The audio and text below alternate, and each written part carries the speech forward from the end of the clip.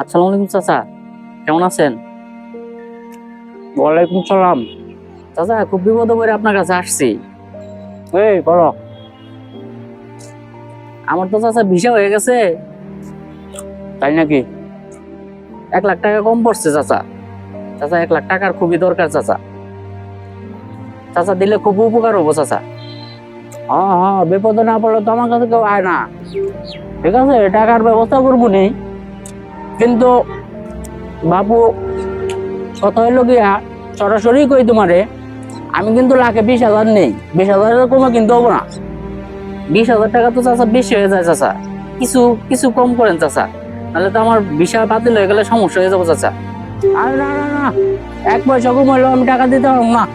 না চাচা, চাচা কিছু কিছু কমান। 15,000 দিল চাচা। না হো না, তুমি বাবু নিলে হকও, না নিলে না কও।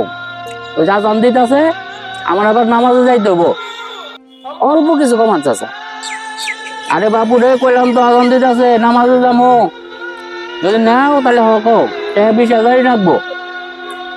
ঠিক আছে চাচা, 20,000 দেবনি চাচা। চাচা তাও টাকাটা দিয়েন।